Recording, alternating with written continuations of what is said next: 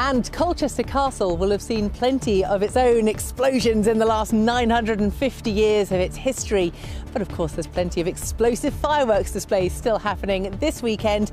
Is it going to stay dry for it? I'll give you all the details a little later in the programme.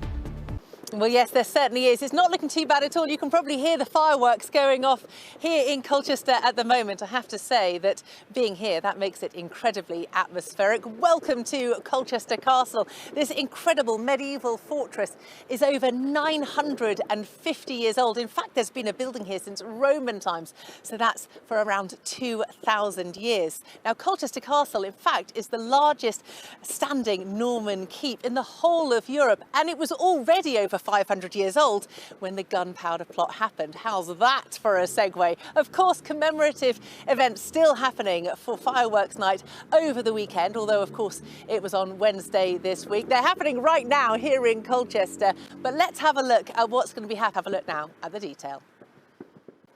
I should probably ask them to keep it down, shouldn't I? Whatever you're doing this weekend, whether it's going out to those commemorative events on Sunday or whether you're going to be watching the fireworks tomorrow evening, whatever you're doing, make sure you're prepared for the rain and have a sparkling weekend. Back to you in the studio.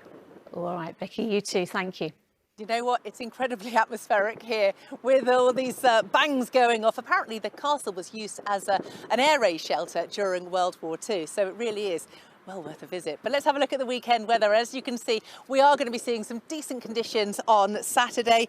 Early cloud clearing to lots of sunshine around, and then rain arriving in the west later on. And then on Sunday, well, there will be some early brightness across the central and eastern parts, and then that band of rain that we've just seen starting to move in and starting to be cooler as well for everyone, as I mentioned.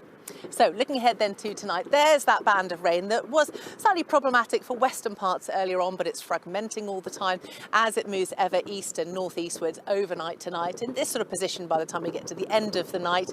And it is, golly, it's really going off. I think we're reaching the crescendo here. I don't know if you can hear this. It is going to be a little bit cooler, as I say, than it has been recently. The potential in the countryside for a patchy frost. Then we have a look ahead to Saturday. Quite a slow start to the day across those eastern parts, but we are expecting that to clear off the scene quite quickly to leave some gorgeous sunshine. High pressure briefly building across the UK, rain arriving across Northern Ireland later, and again, those temperatures down a degree or so on today. Then we have a look ahead to Sunday, and it's the other way round. So it is going to be a decent start to the east. There's that rain moving into the west, particularly heavy bursts expected across the southwest.